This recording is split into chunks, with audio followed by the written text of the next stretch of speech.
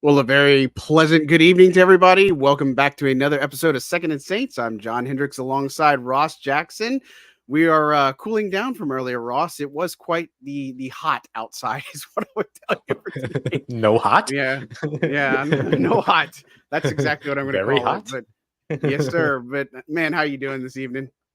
Good, man. Good. It was an exciting day. I'm always like jazzed and energized after simply like being able to be out there for football happening. You know what I mean? For sure. So I'm all about it, man. I'm all about it. How you holding up?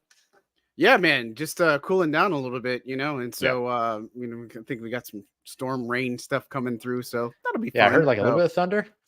I was like, oh no. as long as we're not outside playing in it, we'll be okay. But hey guys, we're doing this live. We don't know what's gonna happen. We'll just roll with it. That's all we can do, man.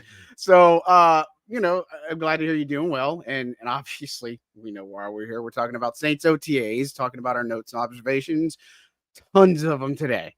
Tons. I mean, like, Yeah, again, man. for those who don't know, we only get one practice that we see every single week. So there's 3 weeks of these OTAs, and then we'll get one more look at the Saints, and then it's a mandatory minicamp from June 11th through the 13th. I might have said that wrong in a previous episode because I was thinking of I like think we last year. said 10th through the 13th or Yeah, something like something like that, which that. is So, that's all that it was. But yeah, it's 11th through yeah, the 13th. so and we'll be there for that. But OTAs, we get to see the one, and I mean, it's jam packed with information. Yeah. I mean, that's all I can say. And if you haven't checked out, Ross put up some notes. We're going to talk about the undrafted free agents. A lot of rookies made some really good flashes today, and so I'm really Yeah. excited about that. Veterans looking pretty good. Some of DeMario's comments. Trevor Penning. There's tons to talk about, but let's start here with the unfortunate news. Right? We learned Yes. today that Tano Passignon, he has a torn Achilles. He tore it in the offseason. And so he's not going to be available this season, but he's not going to be ready for training camp. He's not going to be ready for week one. Right. And he might return some point later in the season. Unfortunate blow for a guy who is a big part of, the Saints pass rush, sub rush on when they go Hmm. 3-man fronts. Second on defensive ends last year behind Carl Granderson. I mean, this is a guy that it's going to hurt losing him, but others are going to have to step up. Your Yep. take. Yeah, I mean, first of all, really, really unfortunate. We saw this happen with Noah Spence years ago, too, like getting ready Yeah. for getting ready for the offseason training programs and all these other things. And then unfortunately having that happen. I think the thing that I want to make sure that people know is that these guys, even when they're not at the facility and they're not at OTAs, they're not at mini camps, and there's kind of that dark, I would call it from theater, I would call it like the dark period or whatever. It's where like everything's just kind of not happening at the facility or at the venue.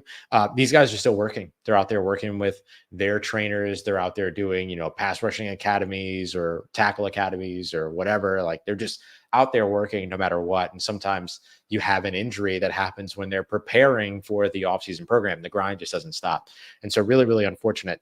The thing that this does end up opening up though, is to our couple of episodes ago, we were asked about, and we were talking about Peyton Turner. What does he have to do to, make you feel good about where he's at? He's in a contract years. They declined his 5th-year option, which isn't that surprising. Like you're going to see more and more NFL teams, I think, declining 5th-year options more often than not, as that price tag continues to roll up and as the salary cap continues to build and all that. Agree. Yeah. But what this does now is that it's not just about Peyton Turner proving that he can stay healthy and be out there. Now, all of a sudden, if he can show a little bit of that inside outside versatility, there's a role that he could potentially step into, one that Tano Passanio filled remarkably well last year. One of my favorite sub packages that they ran was Tano as well as Brian Brzee on the inside, Carl Granderson on one side, and then Zach Bond on the other. Now you swap out Zach Bond for Chase Young. Can you swap out Tano Passanio for Peyton Turner as somebody that has a little bit of that inside-outside versatility? So that's a name now that I'm looking at and going, okay, now there's a role. There's something attainable. There's something that you can clearly see.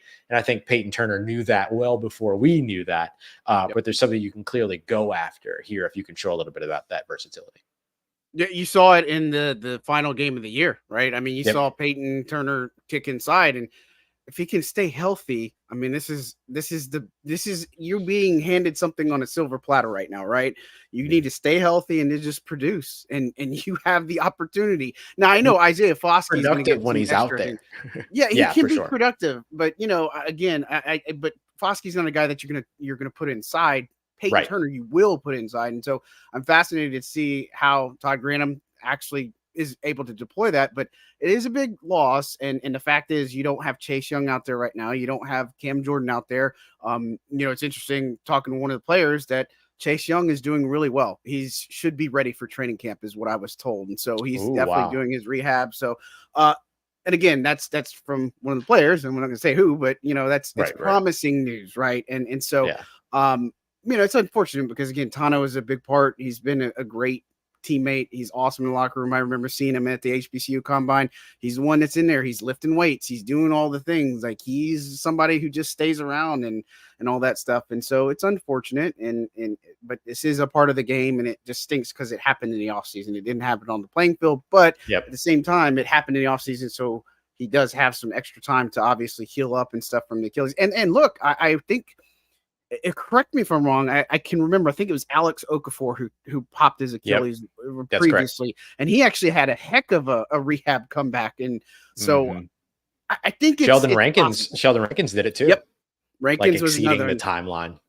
Yeah, AO was one that I just was fresh in mind. I remember Rankins coming back for sure, and so I think it bodes well for him, and so it's again, I think the opportunity is there for Peyton Turner. It really is. Yeah, and so agreed. He's got to make the most of it. And this is the prove it year for him. And if he wants to get paid some next year, you got to be able to deliver. So that's the unfortunate news. I want to get to a question, and guys, don't forget to like and subscribe, support your Second and Saints show. We are just so fabulously overwhelmed by all of your support, and it's so awesome seeing you guys chat and live, in the comments and YouTube and stuff. Jono, good friend of the show, asks a question. Yeah, your guy that you saw rendering in the Superdome, or it's not Superdome. You know what's so funny? I think somebody else saw it and thought, I think it was Jono that saw it and thought it was Jake Madison. Was the funny thing. And so I was like tripping over the fact that I thought it was Jono, and Jono thought it was Jake. That was hilarious to me. Yeah, but he brings up a good question because Demario Davis did talk today. And he's got some fabulous things that are happening with him and Derek Carr in the community. Definitely don't want to take away from that. But he had an interesting comment, which is talking about the 100% participation at OTAs in the sense that he said the Chiefs, he didn't think the Chiefs were a team that didn't have anybody there. 100%. There were some things that weren't able to happen today. Like Rashid Shaheed had a illness, or Nathan Shepard's dealing with family related stuff.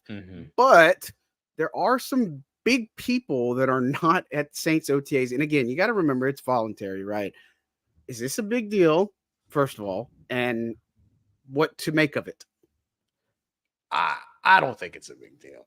I don't think it's a big deal because I don't even think that Kansas City, I think it's what I would be shocked if Kansas City had 100% attendance. I don't think they do. You know what I mean? And so I think what that was Demario Davis being a leader and saying, here's why I'm here, right? I am here as a leader. I have a lot of respect for guys that go out there and lead by leading. I don't do the whole leading by example thing. I think the leading by example thing is literally just you doing your job. Demario is the guy that leads by example, which is a part of leadership, but it's not the sole piece of leadership. And so what I really appreciated about it was him basically casting a little bit of a challenge to his guys that either were there or weren't there, saying, stay here for those that were there. And for those that weren't there, that could have been there, maybe saying, hey, get out here. And we see this all the time to where OTA attendance week 1 is different than week 2 is different than week 3 and things like that. So we could potentially see something like that happen in week 3. But I think for the most part, that was him explaining his mindset about why he was there and why he was a part of OTAs. I turned and I looked at you during OTAs today and I said, look, if I'm Alvin Kamara or if I'm Jamal Williams, by the way, was back today. I'm not showing up for anything voluntary. As a running back over the age of 25 and knowing how the NFL treats you and knowing the short shelf life, I would never show up to anything voluntary if I was playing that position in particular. So shout out to Jamal Williams for putting it all out there. Yeah. But I do think that there are reasonable reasons, that there are sensible reasons to turn around and say, you know what, I'm not going to be out there for the voluntary stuff. And I don't necessarily think that was DeMario challenging them. I think it was more so him explaining his mindset for why he was out there, especially at this point in his career. Yeah, and I think the elephant in the room is there's two big players, both on each side of the ball, that aren't there, right? Alvin is one, and Marshawn is the other one, right? And I think that's the two big ones that people are talking about. Now, again, Marshawn, they're working on, they've been working on, that relationship and such, and he's got workouts from Matt Rhea. He's mandatory mini camps around there, and it is mandatory. So then if they're not there for that for some reason, then I think everybody should be worried. But again, I remember last year, this is about the point where Michael Thomas made an appearance, and that was a big deal for him to show up at OTAs. And so again, it could happen in week 3. You don't know. We just have to see. Sometimes, Alvin is a family man. Obviously, he has a daughter and such now. And I get it. I understand. Yeah. I believe he was out of the country for a little while too. Yep. He was out of the country. He was doing a lot of things. And so again, I don't think it's necessarily a shot, because I think we look into a lot of these things and say, is that a shot at somebody? Look, Alvin's going to be on this team. Alvin's going to be a big part of this team. I think that they are going to find ways, but when it's all said and done, we've talked about it. If Kendray's not getting maybe the bulk of the snaps by the end of the year, maybe something is a little bit off. But Alvin needs this year as much as anybody, right? I think so. And we want to see Alvin do well. We want to see Marshawn do well. But I think we make too much of OTAs in that sense. And still, when you get 90% plus participation for the most part, I still think that's a really respectable, good number for all things considered. And so, look, as far as attendance, let's just run down it, because if you haven't checked it out, go to si.com/NFL/Saints, Saints News Network. I put out all the stuff there, wrote all the observations. Ross put out a fantastic piece about the undrafted rookies. So much to talk about and so little time. Willy Wonka, my kids were actually just watching that today, so I was a little bit happy.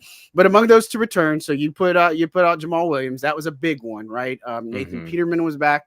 Wasn't in the rotation. I thought that was interesting. That could be by design, or that he's in a ramp-up period. So the rotation was Carr, Hayner, and then Rattler. Jalen Ford was out there on a limited basis. That's big for him. He's back on the field and starting that ramp-up period. And then Tommy Hudson, the tight end, was back out there. And so, again, we touched on Shaheed not being out there. Stanley Morgan wasn't out there.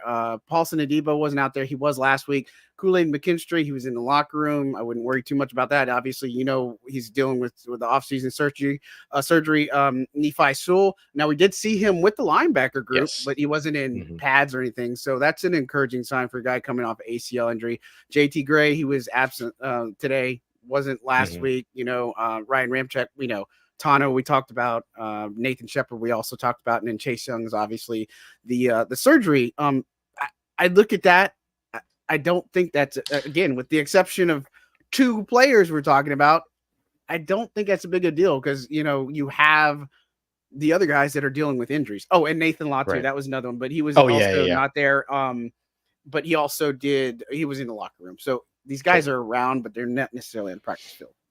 Yeah, absolutely. I think that what you're looking at here is a lot of guys with a lot of reasons to not be there, and and everything seems to be okay from all that. So I think that that's a good perspective and a good place to be when it comes to all of it. And again, like you mentioned, getting 90% plus attendance or so, or better than 70% attendance at your OTAs. I think that that's huge, especially with the voluntary situation being what it is and all that. So nothing really stands out as shocking here. I'm curious about Adebo, because he has had some injury history since he's been here. And so, you might have some concerns around all that, but we'll see. We'll see what that looks like next week. Yeah, I don't know. I don't know that I would totally hit the panic button on it yet. But again, if he's not there next week and then mandatory minicamp, we're really going to get a gauge on who's actually there and who's not. You know what I mean? Who's injury related, who's not. I think that's obvious when everything is going to come out and you can't really hide it anymore, I guess, if you will. Since we're talking about Tano, we're talking about attendance. Another good friend of the show, Logan, asked, with the injury, do you think they need to go free agency, Emmanuel Ogbah or Yannick Ngakoue, which I was always team Yannick a lot, for sure, or Trajan Jeffcoat, which, let's be fair, I thought he was good last week. I didn't see too much of him this week. I think just in general, before we answer that, lot of players, the heat got to him today. Dehydration, like Yes. Rico Payton was one of those that left early. Dehydration, but he's okay. But again, it was hotter. Like today felt like an August summer day in New Orleans, and so poor defense. They had to wear the black jerseys today, and I know like it. it was hot, y'all. And I'm not saying that like I've been in South Louisiana since right after Hurricane Andrew. So I mean, you're talking about 1992. I'm used to the South Right. and Louisiana heat, but today is you're just praying for a cloud to come. Today was tough. I asked Keith Williams, because Coach Keith Williams, New Orleans Saints new wide receiver coach, was out there again in sweatpants and a full hoodie. And I said, And "You Marcus always out here Robertson doing it, man. just rocking like the full cover up." I And don't he get it. said to me, "Quote, hold on, let me grab my notes.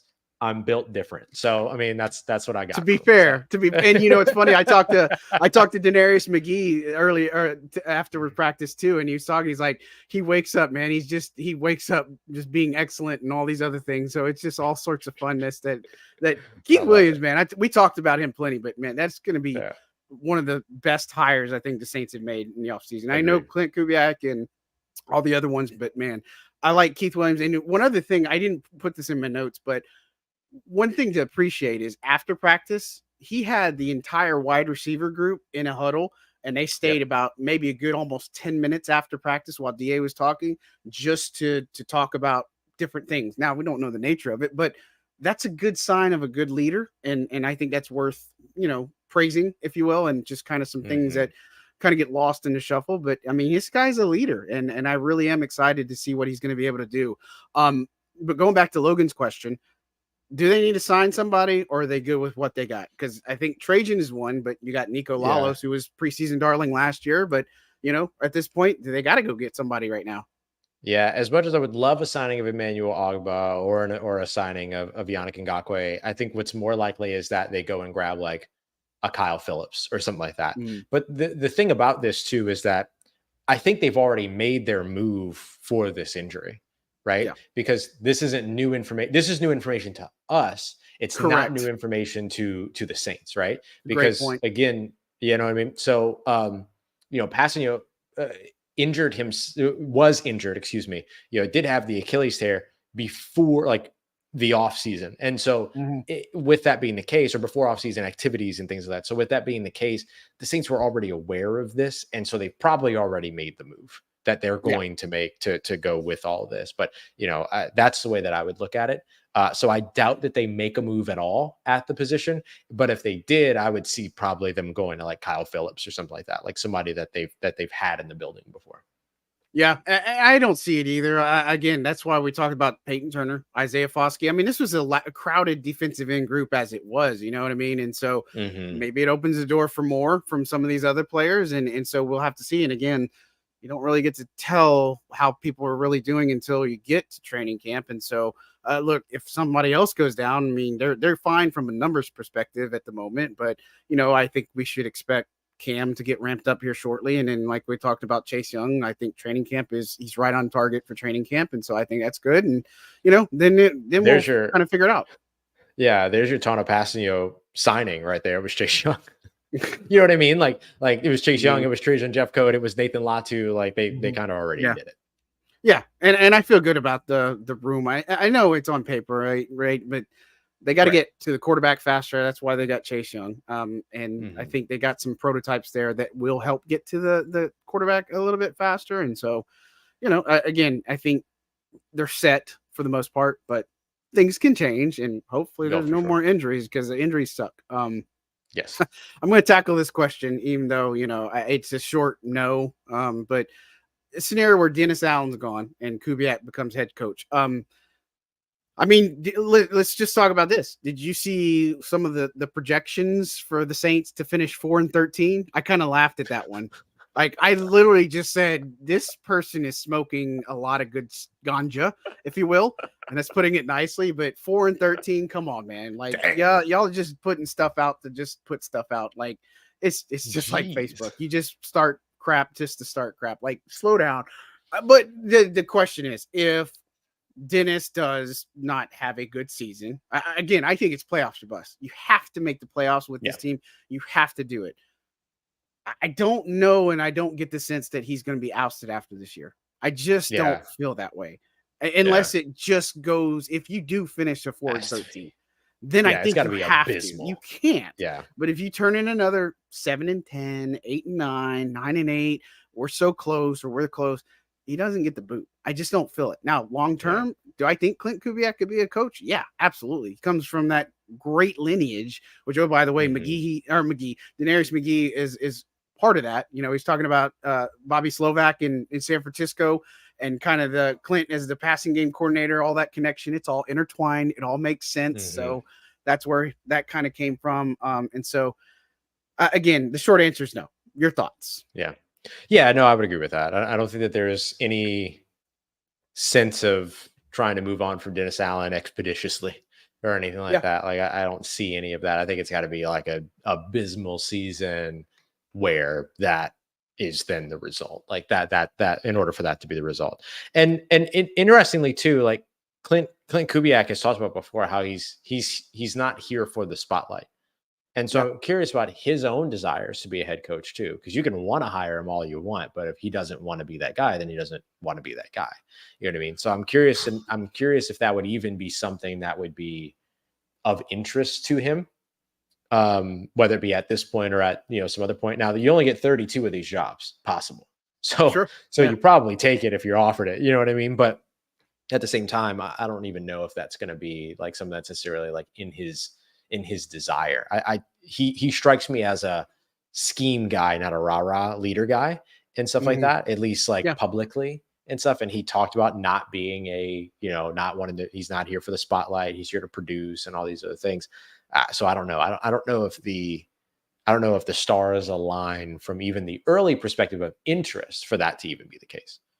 Yeah, and I think we even pointed out today, like, he's really authoritative when he needs to be. Like, He really is. carries Yeah. himself like quiet, but he's very authoritative when he needs to be and loud. And so, again, I don't see anything long term. And look, we're just worried about getting to next OTAs and getting to training camp and preseason, and then hopefully, again, they got to come out strong. I don't know if it's there. I'm encouraged by what I see in the offense. I'm like really encouraged.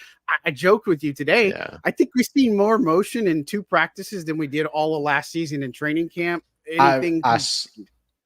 I swear I agree with you. I swear I agree. I think we've seen more motion in OTAs and minicamp than we saw in the Unreal. season last year. Like Unreal. it's been No, insane it's how true. much they're running it, which is so out of the ordinary for this part of the process, but it's such a good idea to get it implemented because it's going to be a DNA piece for them. The way they use motion, the way they use play action, the way they use eye candy, rollouts, all these other things like that. It's going to be a part of their DNA. So you kind of have to get it right now. So I absolutely love seeing it. Where I think that the coaching question becomes a really interesting, John, and I don't want to derail with this for too long because it's not, it's, so forgive me. But the thing that becomes really interesting about it is like an interim coaching situation. Who do you go to if Dennis Allen, let's just say, couldn't coach a game? Who do you go to? My vote is Darren Rizzi. I think Riz, I would have said probably Joe Woods too. It would have been Joe Woods too, 100%. Joe Woods or Riz. Riz is probably the first up. I think that's right.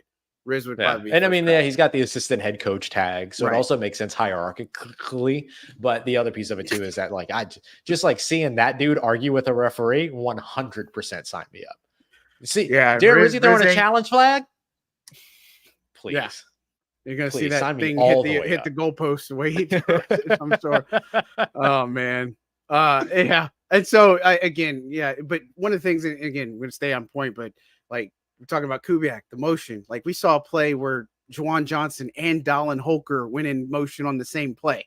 Like it's just a thing of beauty. And I think one of the cool things Dennis said today was the fact that the play action gives the defense a challenge in some aspects. Like he said, we've been seeing the same offense for years. I don't know if that was a shot or not, but I mean, it's reality. They have been seeing the same offense. So I think it better prepares the defense. And we said this before, is I think it's going to better prepare them against some of those better teams out there that do employ stuff like that. And so I'm interested to see if that's the true thing. I mean, of course, joint practices in San Francisco is going to help us out a little bit, and preseason action is going to help us out a little bit. But another tip to like Spencer Rattler last week, we said he wasn't dealing with any type of play action. This week he has play action, so there's growth there, and it's starting to catch on with some. But again, let's not jump over too much. But questions in here, I definitely want to answer the questions. Yeah, for sure. Another one, tight end rotation, Michael Jacobson, guy they had from practice squad. I think some people have said that he stood out some, and how would you slot them all right now? Probably depends if you put Taysom in there, but I think it was Juwan. I think it's Foster, Taysom, and then probably Dallin Holker for me, just because he's been running with the first team so far. Look, Jacobson, again, I don't know that he stood out as much as maybe some people meant out to be and stuff, but again, this is the time where it's OTA season. I think you're going to see some of those guys flash and stuff, but again, he's somebody I keep on the radar, but I think Dallin Holker gives you more upside as a vertical threat. And that was another thing too. Just I'm thinking about too. They attacked the middle of the field a lot today too. Like it was intentional that they were working the middle of the field. So, but your thoughts on the tight end room? Yeah, I would agree. I look at it the same way that you look at it. Dallin Holker with the 35-inch arms, he's just the catch radius is insane.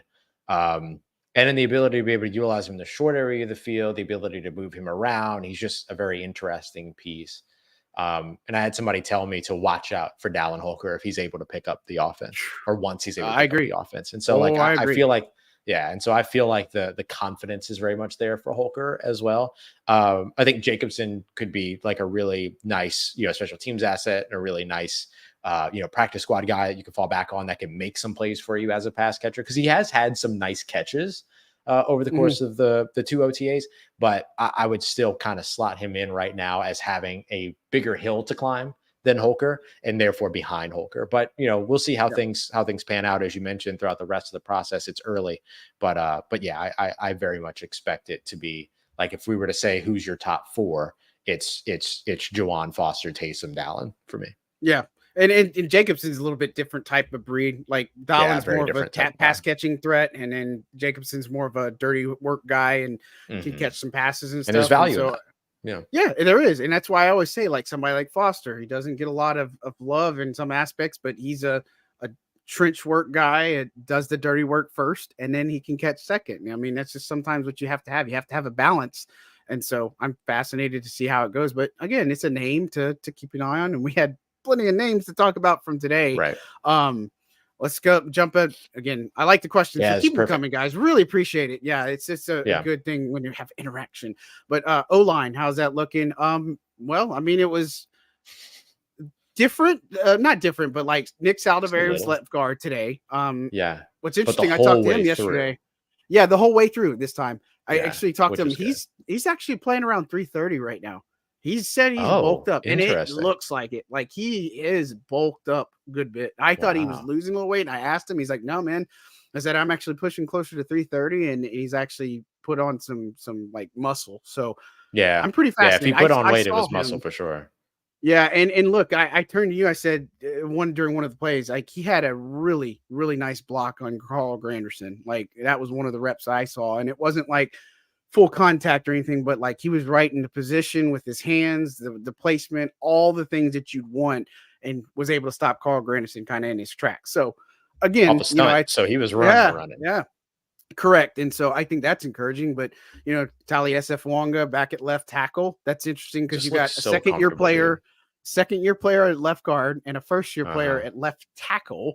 Then you got Trevor Penning at right tackle, C's in right guard, and then Eric McCoy at center. So, I'd say, how are they looking? Again, we don't really get a gauge until training camp, but so far I think it's been fairly positive. Although, Trevor Penning had a couple of plays today. He had a couple. Michael Hodges mad at him today. He fell on a play. He had a false start on a play. So like Granderson passed on what would have been a sack on one play too. Got beat. But look, if you're gonna get beat by anybody, you might as well get beat by the team's best pass rusher. I mean, like, that's okay. I'll take that. You know what I mean? While learning a brand new position. So yep. Oh man, Greg. Yeah, I agree.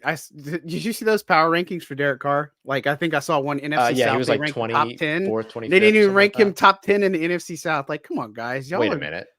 Yeah, you Wait didn't a see minute. that one. They put No, Caleb I didn't Williams see at that. like number 10, and they didn't have Carr in there anyway. I'm like, come on, like y'all need to stop, man. Okay.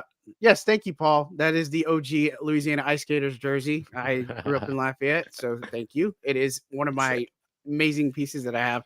Trizzy, another good fan of the show, asked dream trade My target for guy. the Saints. Man, None. yeah. I None. don't. I My think we have dream dream trade is for them to signing. not trade Yeah. for anybody. But okay, so that's a good interesting point. I don't know because the way they're managing the cap. This is why I don't think you're also going to sign somebody like Ngakwe or Agba because Mhm. they're still trying to manage towards the cap. Obviously, you saw what Andres Pete's deal was with the Raiders. Clearly, Right. they weren't ready to wanting to pay him that, and Andres wanted a Absolutely not. fresh start too. Yeah. But I think this is kind of those low risk, high reward type deals that you're looking for. And I think I say that, and we've been talking about the Justin Simmons hype train. I just don't know if Simmons is in the cards now. If he wants money, then I don't know. But I think it's going to be fascinating over the next several weeks before we get to training camp where he lands. And I think New Orleans should be on the radar. But again, I don't see him trading at the moment, and I just don't know. But dream trade, I Yeah. mean, if we're playing like Madden and who would I target? I mean, there's tons of players, I think so. But what is the position that you would try to trade for? I think that's probably the question I would ask. If I was going to trade for anybody, I'd probably have to go offensive line, That's either what I was trying to thinking. find a right tackle You're or thinking, or a left guard, yeah, or wide receiver. Like those are the spots that I would probably try to make a trade, but that I wouldn't. I'm not pressed. You know, what I mean, I wouldn't be pressed yeah, about either of those either. yeah, yeah. I agree. I think O line is probably that, unless you find some type of pass rusher or somebody on the interior. I think that's. You know, I mean, I don't think it's anything crazy. Man, 12-5. Man, floor is 9-7. Floor the high is 12-5. I'm not going. Well, it's 9-8, so it would have to be 9-8. yeah. Or 10-7. Thanks, Trizzy. Thanks for the support. Really appreciate that. My God. We got some funny comments today. Y'all are Motion in cutting this up today. economy. Motion in this economy. Oh man. Oh gosh. So let's see. I want to get to these questions, man. This one. This is a good one. If Carr had 25 touchdowns with Pete, he's guaranteed 30 with Clint if he's healthy, right? I No. mean, that's a big if. I don't know if that's guaranteed because they're run first, right? And I think that is a good segue to talk about Taysom Hill. Yeah. Shotgun looks, handing him the ball off. Like, The I lone don't back in know. shotgun looks. I know it's I was so exciting. hyped. I love it. I don't know that I've gotten more excited about a possibility other than Taysom Hill. Like I think they're finding a way to use him, and of course they're going Yeah. to be smart. But he's playing personal punt protector. He was Right. running fakes out of there. He was running the ball. He's going in motion. He's catching wheel routes out of the backfield, which I think was one of the best plays of the day. This wheel route that he caught, and so again, I think Mhm. it's fascinating to see what happens. But again, going back to the question, I think the run first is the goal. But Bingo. Carr could have 30 touchdowns if they go in the red zone. I think the red zone is where you got to look at because they were horrendous in the red zone last year to start the season. Then they Mhm. added the extra practice, and then they suddenly got better. Imagine that. But I think that you look at the red zone, this year that Carr could have increased production in the red zone, and that would probably be the best thing. Yeah. Be a run first team. Carr doesn't have to have a ton of yards. He doesn't have to have a ton of completions, but in the red zone, rack up your touchdowns. I don't care. Get 40 touchdowns and they're all in the red zone. I don't care. Yeah. That'd Easy. be a great Easy. thing. So man, One of the things that stood out to me from talking with Derek Carr last week was that he mentioned that some of the concepts that they began to introduce late last year are in this scheme. And so I that's a think that, awesome point. you know what I mean? Yep. I think that that's the place because he had such a strong end to the season, like a top 5 quarterback end to the season, like post week 12 or over the last like 6 or 7 weeks of the season, whatever it was. That's the spot that I was. Oh yeah, there we go. Oh yeah. Hey, shout out to numbers don't lie. Yeah, he's got the numbers and they don't lie. So I would say that like those are the things I love it. Those are the things that I looked at and I go, okay, so that's maybe where like you could see Derek Carr really benefit from this system is that like whatever level of production he had towards the end of the season, extrapolate that over 17 games. That's a thing. I think that asking whether or not he's guaranteed to have something is where things get tricky. Because I'm never going to say that anybody's guaranteed to get anything. But at the same time, it's like you said, it's a run first type of a situation. So if it's a big year for Alvin Kamara, Kendre Miller, Jamal Williams, whomever, then that subtracts from what you have to do in the passing game. And the less you have to do in the passing game, i.e., throwing yourself back into games, come back, all these other things, kind of the better off you can be at the same time. So I'm not mad at the idea that that might not be necessary as a part of this game. Yeah, all I care about is the offensing this year. I just need to, because I've sat through some really hard years, and I'm just it's hard because the defense has done its part, because for so long it was Drew carrying the team practically, Right, and the defense would just let them down year after year, and then finally they got a defense, and then they just they had put it together, but now we're back to the point where like defense is really good. I'm not gonna say it's like Dome Patrol days, because Dome Patrol, like they were in a league of their own, but like that defense was nasty. The offense wasn't that great, but I think we had this offense has the potential to be good, if not great. I'd start with good. I don't know, because somebody asked the question, where is it at? How close can they be to the 49ers and Dolphins offense? I don't know if you say, I mean, it is a copycat league, but I'm not going to sit here and say that they're going to be Brock Purdy in the 49ers offense, because I don't take this as a shot, but I think 49ers are a little bit more talented on offense, and so are the Dolphins. Yeah, I would agree with that. The Dolphins have a lot more speed because that's their brand. The 49ers have a lot more positionlessness because that's their brand. And so I think there's going to be things that are like inherently different from how the Saints approach it, to how the 49ers approach it, to how the Rams approach it, to how the because the Rams are also McVay branded, so they do everything out of the same formation, same look, all that other stuff, which you'll see elements of all of that in New Orleans. So I think that like you'll see moments that are reminiscent of those other offenses, but as a whole, they will be more representative of themselves in Clint Kubiak's approach to the wide zone offense. I think that's the way that I would highlight it. But I do think there will be things that will remind you of, like we saw the cheat motion today, to where you have a receiver. We'll get to this question. Tripped. But yes, you got so excited about the cheat motion. Like, I mean, you're literally like a kid at the candy store. So explain A, what cheat motion is, and B, what went down. So this is something that took the league by storm last year, thanks to the Miami Dolphins and the San Francisco 49ers. So this is a perfect idea towards this question. Cheat motion is when you have a receiver lined up in the slot or inside of an outside receiver, and then before the ball is snapped, they start their motion kind of orbiting around that outside receiver to start picking up speed at the line of scrimmage. That way, when the ball is snapped, they're already running.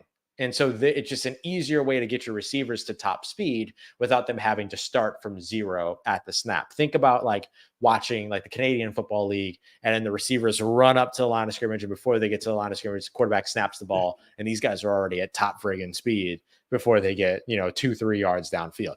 This still takes a little bit of you still need a little bit of hitch in your giddy up here, but for guys like Chris Olave, for guys like Bub Means, for guys like Rashid Shaheed, who are checks notes fast, it's really, really helpful in terms of getting them up to top speed right away. So that orbit motion, or not orbit motion, but that motion in which they orbit around the outside receiver and then the ball is snapped as they're getting up to full speed, approaching the line of scrimmage, just helps them get to that top end speed. Those top end speed guys get to that top speed a little bit faster. So we saw that today in practice, and I was like, oh, buddy, now we're cooking. Like man, like that was a perfect, the roux is now dark enough. Like, I absolutely love it. Like, I love seeing that. And we've seen everything applied here. So so that was one of those things that I got super excited about. So like that, when you see that, will be reminiscent of Miami, will be reminiscent of San Francisco. When the Saints run a bunch of different plays out of the same look, that will be reminiscent of the Rams, but they'll have their own sort of brand to it all. Sure. Yeah. No, perfect. I don't really have much to add on, except I can't wait to see it more in a game. That's really the big I just want to see it in a game. You know what I mean? Yeah, like that's really it, because I could just see Rashid getting at top speed, and Carr even as a decoy. Like the concept of that Exactly. is just exciting. Like taking off that safety over the top or different things. I mean, there's just so many different things that could happen from that. And so we'll see. I mean, it's a good one. Another question here. Can Kendre Miller unseat Jamal Williams as RB2? Um, I think Jamal, and we pointed this out, Jamal was in full pads today. Like, I mean, we're talking about like pants and everything, and he has the best swag when it comes to his cleats and stuff. And I actually talked to him a little bit after in the locker room. I mean, he's doing well. Like, he had a good offseason. I think he's, I feel like Jamal's entering a year where like the first year was tough, right? And this year he knows, I think, that you can have better production in this offense. We've kind of said it, and we said it even earlier, but if Kendre Miller is not the guy at the end of the year who's not getting the bulk of the reps, I'm going to be a little bit surprised. Now, that could mean Alvin's doing fantastic, which would be a great thing. But I think when you look at the share, the running back by committee, what Kendre Miller is able to do in space, different things, I think towards the end of the year, it may not happen immediately, but towards the end of the year, I think Kendre's got the bulk of the snaps if he stays healthy and can produce. But your thoughts on Jamal, that whole entire backfield, because they didn't really change anything. And we've pointed out guys like Jordan Mims, who's, again, looked pretty good today. Again, he's somebody I'd keep an eye on for sure. But your thoughts? Yeah. It's interesting because I almost think it would behoove everybody to walk away now from RB1, RB2, RB3 vocabulary going into this new offense, because it's going to be based on the situation more than anything else. But the thing that's tricky about it is that like somebody's still going to be the starting guy or the first one on the field or the one that gets the more reps, all this other stuff. So there's a part of me that kind of feels like it depends. So this goes to, it's like the running back version of Sean Payton's offense with wide receivers. Wide receiver 1, wide receiver 2, wide receiver 3 didn't really matter because it was matchup defined. Going up against this team, we're using this player to attack their defense. I could see something similarly, just like we saw. So here's another one that's reminiscent of San Francisco, Miami, right? Yeah. The committee running back system becomes a true committee running back system. And so one of them is going to end up with more or the higher percentage of offensive snaps than the other two by the end of the season. That might be injury related. That might be availability related for other purposes. That might be scheme related, whatever. But I kind of think that it's all going to be matchup defined. And so week 1 against Carolina, letting Alvin Kamara go out there and do his thing might be different than week 2 against the Dallas Cowboys, where that might be a little bit more of a, Jamal Williams game or a Kendre Miller game where they want the younger guy going out there doing more dynamic things, blah, blah, blah.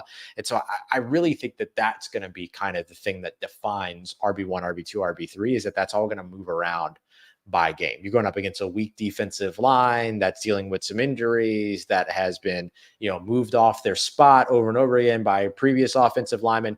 Run with Jamal Williams right up the middle, like go right at him.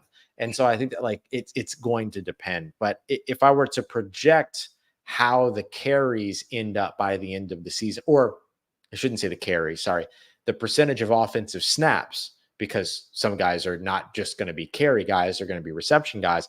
I would say that AK and Kendre Miller are going to end up with more than Jamal Williams by the time it's all said and done, if those are the top 3 guys. But the reasons why are going to kind of be dictated by matchup, I imagine. Yeah. Yeah, like, I mean, you look at, and we pointed this out, but Dallas and Philly, exceptional front sevens. Yeah. I would expect them to beat them in the trenches, right? You know what I'm saying? Right. You're going to have to be a little bit more creative and game plan accordingly. Trying to get your guys out. Get that ball out of, get the ball out of Carr's hands because, Philly's front 4 and they can get after it. And I think that's going to be real tough. And I think that's where somebody like Clint and his smarts are going to come into play. And so I'm excited to see that. Get some more question. Ruiz looks more fit. Yes, we touched on this last week that he dropped weight. He's now playing around 315, or he lost about 10 pounds. Like he looks fantastic. Definitely looks fantastic. Ben asked about the O-line. We touched on it earlier. And for those who don't know, if you're new to our show, first of all, like and subscribe. We really appreciate it. Second of all, we put the chapters in afterwards. And so you can go back and watch and check that out. But, we touched on the offensive line a little bit. Let's see, Saints being a 10-win team. Sorry, my computer's computering. Can it be a 10-win team of offenses? Yeah, I don't think, like, if the thing is, they don't need a ton to be a 10-win team. They just need to beat some of these good teams to be a 10-win team. That's all. That's all you have to do. You're going to have to steal some games. You can't, lollygag. You can't just give away a game like Green Bay last year. I mean, that's the difference between them being a 10-win team and being in the postseason. Like that game mattered, right? It come back to bite them and stuff. So, I mean, I get it, but that's the big thing. I know we got some fans in Ireland. I want to talk about Charlie Smith. Oh yeah. Ireland and all them. Shout out to them. I've had some really awesome interactions from some of the guys across the pond, is what I would say. And so there's a huge following for Charlie Smith. Man, I tell you, look, because I noticed I was there checking all of his field goals, all of his kicks today. Went 5 for 5, looked really comfortable. We're talking about extra point to about 44 yards. He's doing right hash, left hash. One of the things I said to you is his velocity on his kick is insane. Like, I mean, he gets some height on the ball when he kicks. And so we've been saying it. We got a kicker punt competition and we have a punter competition because Matt Hayball looked really good. Now, we touched on Lou Headley last week that he actually looked pretty good. Matt Hayball looked good as well. And so I know it probably doesn't get people excited, but look, Charlie Smith, man, I know his confidence took a big boost today because of what he was able to do out there. And so I think he is only going to use that as a springboard. But your thoughts on Charlie Smith? And let's talk about Matt Hayball a little bit while we're at it. Happy to. I'll mention real quick, Charlie Smith went 5 of 5 on all of his kicks. And that was on a range from extra point to 44-yard field goals. So kicking against the wind too, I might add, because Matt Hayball was kicking with the wind. So yeah. Good call there. And just look good. And again, like booming kicks, like the leg is 100% there. And John, you were at the end of the end zone. Were you able to see like the location? Like, was he up the middle every time? Dead center every time. Yeah, it felt like that. Kick. I was watching. Like, I mean, he was straight on. Like, I mean, it was pretty. It was a pretty make. It wasn't like, ooh. There's one kick I think was listening a little bit to the left, but didn't like curve back in. But it was looked really good. So yes. And I think that they lost a couple footballs over the shrubs back there behind the field goals because he just got so much leg into those. So it was awesome.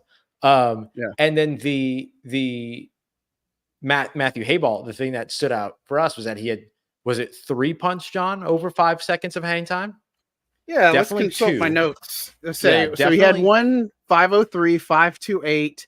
And the last one was 4.97. That was 4.97. That's so, and he had 4.85. And so I mean, he had some really beautiful ones. 4.78 was another one, but and the other thing we didn't really think about or remember is he's a left-footed punter, right? Like, this is the hard-hitting analysis for you guys. Is he's lefty? He's a left-footed punter. It's stuff he's taking out. Did you know? Jerry Graham used to play basketball? No way, no shot. The other thing that I took away from his punts too is that he had 3 different types of punts. We saw the end over end, which is really hard to field because it's the end over end punt is one that you want to specialize in as a punter, because when somebody goes to field the ball, it's literally rotating away from them. So if it catches like their breastplate or something like that, as opposed to cradling directly into their arms, it is going to have the trajectory to go away from them, like bounce out. So it's tough to field. He had another punt, which was a spiral punt, which is just ones where like you need to get it out of there. You need to keep it in the air. He had some beautiful ones. I felt like I was looking straight up a couple of times after he punted. And then he had another one that was kind of like, I think Sharif called it like a watermelon punt, where it kind of like it was kind of flat, but it was just kind of like wobbling this way, which again, very hard to field because you want to catch the football point down, but you have to catch it on its side, and then you have to readjust it as you go to bring it over to your return hold. And so there's a chance for you screwing that up while you're waiting, while these 2 gunners are bearing down on you and a punt team is bearing down on you and all that other stuff. So that was another thing that I thought was really interesting about his punt style, is that he showed off just in those, 10 punts or whatever, 3 different styles of punts, which I think is worth noting. Yeah, and Jermaine Jackson, I mean, I he am had to such a adjust nerd, a little dude. bit. Yeah, he had to adjust. We're I am both nerds. such Come a on, bro. nerd. Come on, we're both nerds. It comes with the Oh, territory, I look at the think. So, different ways he kicks the football. Like, what is wrong with us? I yeah, love it. a lot. A lot is the short answer. But yeah, Jermaine Jackson had to make some adjustments towards the end too, and Yeah. some of his punts went inside the 10. Like one of them was a touchback, but the other one, the gunner, not this is against Bub Means, but like he had a chance to make the play on So it, and close. So it close. was so close, so close, so close. So again, it looks good. Um, so that's special teams, and there's so much else. Go to Saints News Network. I'm telling you, go look at it. I got a whole entire like 3 paragraphs on special teams, Gunner reps, everything. all of the things you need to know.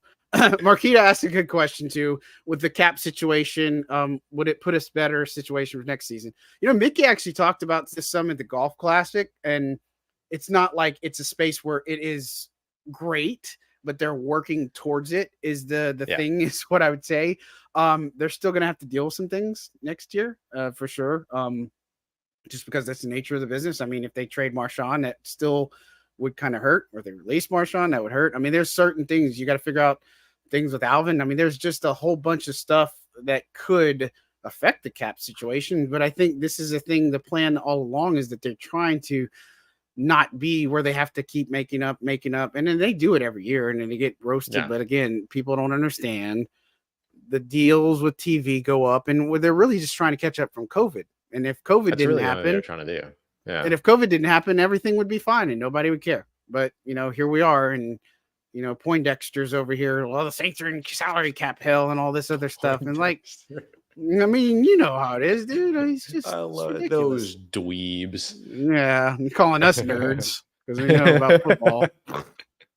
Try opening a finance book. Right. I think like the Saints are I don't imagine that like with this current regime at least that they're ever going to get to a situation to where they're under the cap for the next year. Like they're actively going to gap their way in GAAP. It's like the principles of finance and things like that. But they're actively going to borrow against their future to have salary cap. Now they're spending the same amount of money. It's just that they're spending a little bit of next year's as opposed to worrying about this year's. And that allows them to like keep things low for this year, yada, yada, yada. And so I think like the way that the Saints kind of go about this in their ideal world is that instead of them being $60 million over the salary cap next year, they're $30 to $40 million over the salary cap for next year. And then that becomes manageable down the way. But yeah, that's the way I expect it to be, at least. That's what I agree. I mean, we'll see, but what do we know? You know, could surprise us. But I mean, the TV deals are going to go up. The salary cap's going to go up a lot next year. It just is. Yeah. I mean, you're going to have what we talked about the other week. Like they did a highlight. You're going to have to spend like almost $1,000 to have every service to be able to watch football this year. Come on, man. What do you think that money's going to? Michael I have to laugh at this question. Michael asked if Colin can get a tutty today this season. I hope nothing more would make me happier to see Colin Saunders get a touchdown. I just feel like it needs to happen. Week 18 on the last play of the game when it should be a kneel down. Just hand it to Colin Saunders. What are we doing? Yeah, for sure. I mean, we know how this goes. No, man. I would love to see it. Yeah, man. There's so many questions, and I don't want to respect all of them. I, of course, respect your time, but we've kind of talked. Well, we can just do rapid fire. Who has more rushing yards, Miller, Kamara? I think Kamara. I'm going to say Kamara. Yeah, I'm going to say Kamara, but Miller has more receptions and he has more receiving yards. That's what I'll say. Oh, just like my that. gut. Yeah. And Taysom, we talked about Taysom a bit, doing everything under the sun. The answer is yes. Yes. What are they doing with Taysom? Yes. His position is football player. That's what you need to know. This is one I want to get to because, again, we talk about OTAs and we've been talking a little bit about it, but UDFA Stormwatch, there were a lot of rookies who made some plays today.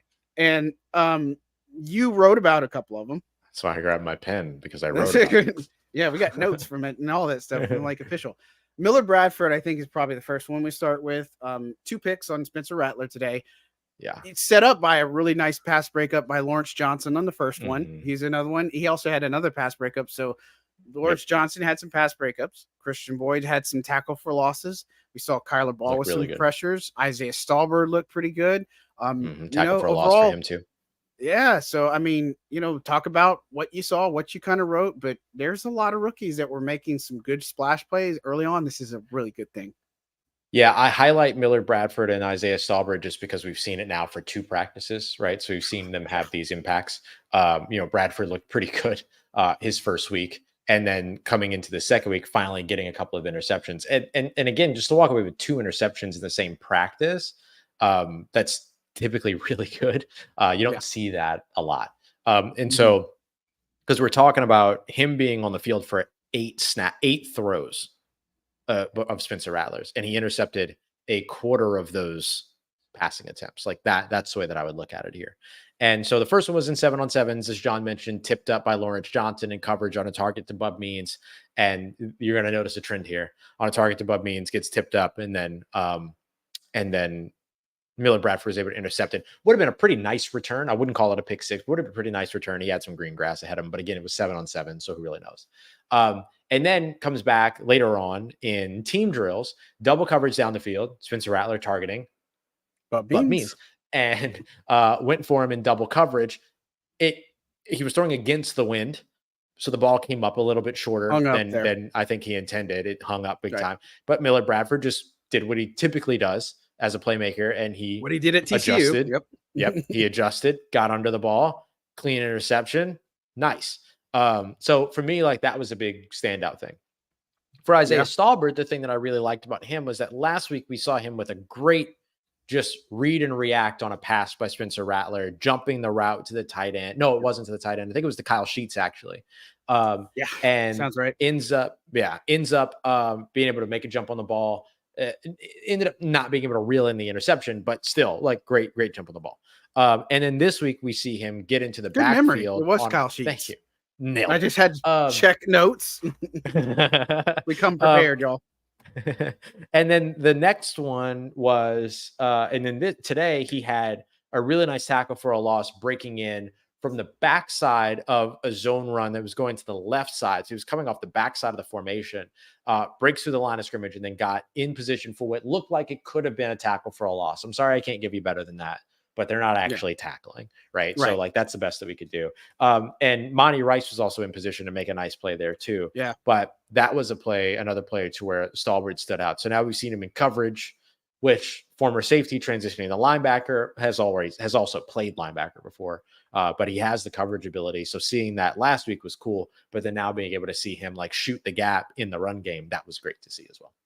Yeah. And I told you, man, Stallbird's one of my guys to watch, man. Yep. I think he's just so twitchy. He's fast. Again, a guy who played safety, now playing linebacker. They're giving him, play calling responsibilities and stuff. And so, look, I think Bradford has an opportunity. And I said this too, is that he just needs the proper coaching. And I think we Yep. said this before in our episodes that Marcus Robertson is the best coach for him, right? Because Oh yeah, he's it a was just developer. the Man. inconsistency is partly in coaching, right? But I Yeah. think Bradford's a guy who can make the decisions based off the coaching. And so I think it's a big moment for him. And again, I'm just excited to see how some of these guys obviously develop over the course of the time. And I think, you look at the rookies, it's good to see some of them stand out so quickly. And look, I'd say this too. The whole Spencer Rattler stuff, I wouldn't jump to any conclusions, right? He's a rookie. He's going to make mistakes. The only thing I told people is just pump the brakes on him starting week 17, right? You know what I mean? Like that's the only thing right. that I think people should. I think he's going to be good. I think he's going to be strong. I do like Jake Hayner and what he's able to do. I think he had a pretty decent day overall, even though you didn't have it statistically. But he made that really tight throw to Jordan Mims on the wheel route when coverage was there by Willie Gay Jr. I think it was there, but it was able to get home and stuff. And so again, I wouldn't make too much of a deal on Spencer Rattler. Again, it's going to happen. I think the biggest thing is he's got to target some other people other than Bub Means. I get it, trust in Bub Means, but he's got to trust some other targets too. Yeah, he's really comfortable with Bub Means. I mean, he had a tip pass that almost got intercepted, and his last pass by Ugo Amadi targeting Bub Means. He had another one where he kind of stared Bub Means down a little bit more than he necessarily needed to, and then kind of had to try to check out of that and get to somebody else and things like that. So I think he's just got to get comfortable with some of the other guys that are around him. I mean, if you want a little bit of a comparison here, Chicago Bears camp just recently, there was all the news about Caleb Williams throwing a bunch of interceptions and stuff like that. And like 7. Yeah. And the thing about it is like, good, good. Get Make that out of the way mistake. now. Like, make the mistakes now. Take the risk. Drew Brees used to do this all the time. He would make throws in training camp Yes. and practice and stuff like that he Yes. wouldn't make on a Sunday. He just wanted to see how much he can push it and stuff like that. So Yes, there's no need to overreact to it. Like the experience of translating from a college player to a pro player is very nonlinear, and that's okay. Yeah, for sure. I couldn't agree anymore. I mean, it's just everybody just got to temper their expectations a little bit, and also don't jump to conclusions. Right? Let's slow down. Slow down. That's all. Greg talks about Colin Saunders, what we were talking about earlier. William Perry, Super Bowl 20, I think, against the Pats. They won 46-10. That was a big one. Yeah, they talked about it was Dick Enberg, one of my favorite commentators ever, and he's like, I forgot what he said. It was something on the Richter scale, but I think big man touchdowns are so awesome, and William Perry is definitely one. So I want to see Colin Saunders add to that. Agreed. Good question here too. As we're getting close to wrapping down, because again, I want to respect your time. You got somewhere to go. Willie Gay is a lot. There's a lot to be excited about him, but Pete Werner, he got picked on a lot by Derek Carr. I think it was 4 of the first 5 passes by Carr. 3 of the first target against. Yeah, it's no. You're right. Because it was 7 on 7s, and then the first one, and then teams. I counted teams, right? And so Werner, I mean, he's a guy that. Again, I think he's smart. I think he's talented. I think this is the time you make mistakes. But again, at the same time, the only really bad beat he had was getting beat by Taysom on the wheel route. But is his job in jeopardy? I don't think so, because they're playing base. And we saw the nickel formation today. It's Warner and Davis. It's not Willie Gay Jr. And so I think you're going to see more base 4-3. And that also brings Alante was in the slot today for those who were I put that on the notes, but just saw the things. But I your thoughts on Pete Werner? Anything that stood out, or anything that you would say? Yeah, I'm with you. The past 2 years, Pete Werner's come off to a really hot start, and then it's kind of cooled down over the offseason or over the rest of the season. Demario Davis talked about this as well during his presser, that like the biggest thing that Pete can do to maybe help himself out a little bit is to make sure that he is keeping that momentum going throughout the season. That's the biggest thing, and remaining consistent. I think Willie Gay is going to push for snaps. I don't think that there's a real reality where that's not the case. He's a great guy to have out there on like a obvious passing situation and stuff like that. So like he's going to push for snaps and everything. But I think that like Pete Werner's role is still going to be Pete Werner's role. So I'm not super concerned about that. For sure. For sure. A few questions. Again, we'll just do rapid fire since we're doing chances that Miller and Mims are 2-3 Saints running backs in 2025. It's interesting. I know, again, I like Jordan Mims. I think he has a shot. I don't know if it's something he's got to learn special teams, in my opinion, he's got to be special teams for them to carry 4 running backs, because you're still probably going to carry a fullback with Horvath or Prentice, but Mims pretty exciting. But what do you think? I still think Williams has a bigger role. I think that like the idea of the wide zone offense makes everybody believe that they're only going to run zone runs 100% of the time, when in actuality, they're probably going to run it like 55% of the time. And so there's still like a bunch of these man runs that you have to be able to do in goal line situations and, short distance situations, and also in all other situations. Like you still have to be able to run man run. So I think that Jamal Williams will still be, I still think it's Alvin Kamara, Jamal Williams, and Kendre Miller in whatever order you want to put them in. But that's the way that I would expect it. Oh, wait, this is 2025. I was about to say, yeah. So what about next year? Yeah, Jesus Christ. I was just talking about nothing that entire time. Yeah, maybe. Sure.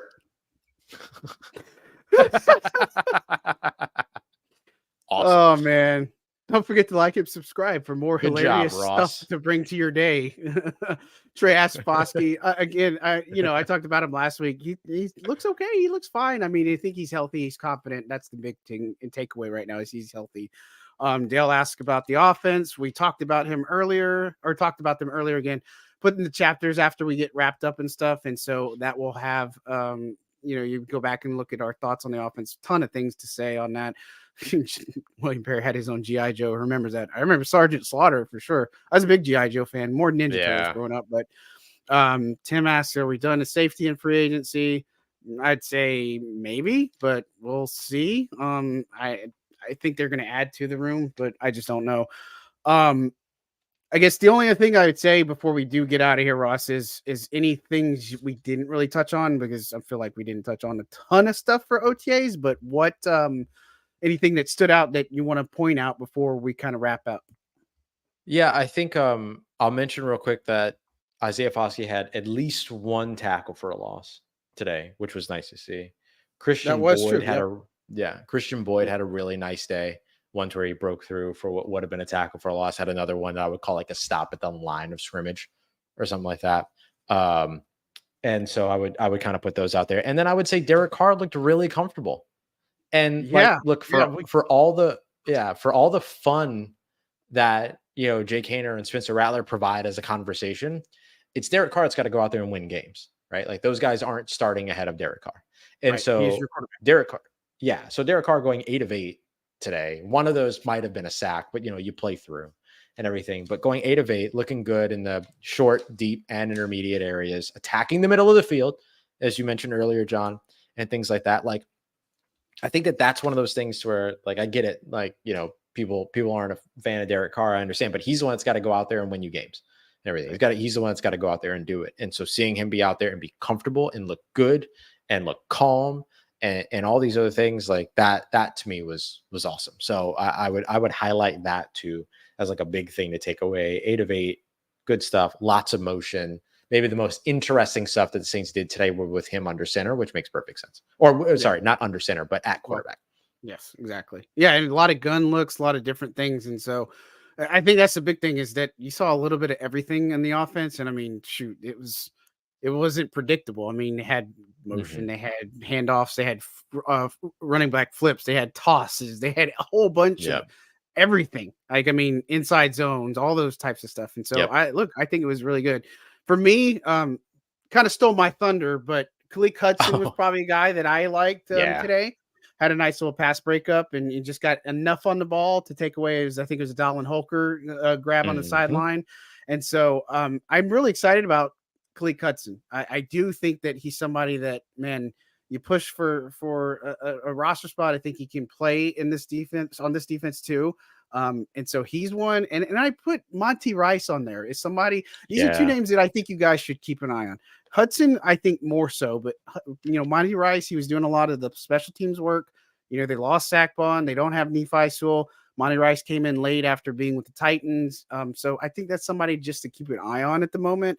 And so same thing with Khalil Hudson. I think can play. I think he definitely Yep. can play, and I know he knows he can play. I talked a little in the locker room today, and so I like his confidence. I like his attitude and his work ethic, and so man, he's definitely somebody to keep an eye on. But oh man, well, this time flies, Ross. You don't have too much Yeah. time left, so Goodness. let's just talk and say what's coming up on Locked On, what you got writing, working, and cooking in the lab. Yeah. I outlined a play that Trevor Penning definitely would love to have back. I Mm, outlined why Taliesin Fuanga looks the part, and I outlined how the Saints offense is already starting to show that they have the three ingredients that I believe it takes to have an explosive offense. So all of that is in tomorrow's episode. So those are the yep. things that I really, really highlighted. And then just how fun Taysom Hill is, man. Like we talked about that here too. But like, goodness gracious, just so much fun to watch all the things they're doing with them. What about you, bud? Yeah. And then here comes Poindexter talking about his contract, I'm sure. So, $40 million. yeah. Well, I'll tell you in a second. Yeah, we have fun. I did get a question from Instagram Live. I don't, which I put stuff on there, but it was talking about AT Perry. Look, I think AT looks sharp. I think he looks phenomenal right now. I really Yeah, like I would AT agree with that. Perry. He just asked about how he was doing, and so when we went down the pecking order of the receivers, and I thought Equinemius St. Brown looked pretty good today too. I mean, He he had a had nice that day. one roll, but yeah, he had a nice day too. But I feel good right now, and I think we put that pecking order. It was Olave, Shaheed, Perry, and then St. Brown. Probably, I think that's kind of what we talked about. Or I mentioned him, maybe might have put Cedric Wilson, and I said St. Brown was somebody to keep an eye on because he can block too. But Yeah, you yeah. know, Perry's a guy to keep that I think that is going to benefit a tremendous amount from this offense. And as far as me, what I'm working on, there's a spoiler alert special announcement coming on Thursday from the Saints, so keep an eye on that. There's a Hall of Fame person, you probably can put 2 and 2 together, but that is going to be coming up very shortly. And a little bit more from OTAs. You know, again, we talked to some players, talked to some coaches, and so kind of talking a little bit about that. And so kind of the norm, I guess you would say, just business as usual until we get to next week at OTAs. And so can't wait for it. Any last thoughts, final thoughts from Ross? Nah, man. Super fun. Super fun. Yeah. Always. Guys, we really can't thank you enough for tuning in. Don't forget to like and subscribe. Tell your friends, tell your grandma, tell, you know, them, tell your mom and them, all that good stuff. I mean, we really do appreciate the support. We're pushing and getting in a lot of stuff. You guys are just been amazing. The community is amazing. Saints fans are the best fans. And of course, we live by the creed. We love New Orleans. They love you back. And we love us from New Orleans. We love this place. And so, you know, we want to continue to get this coverage and bring you this coverage. But that is going to do it for us for OTAs. Number 2 in the books. Well, week 2 for us in the books. We'll be back next week. If not before, if something breaks, but definitely by next week. So on behalf of Ross Jackson, I am John Hendricks signing out for another episode of Second and Saints. You guys be good people. And if you're in New Orleans right now, take cover because it's going to be storming very shortly. So be safe, please. As Ross would always say, be safe. Be safe. Be safe. Doodles.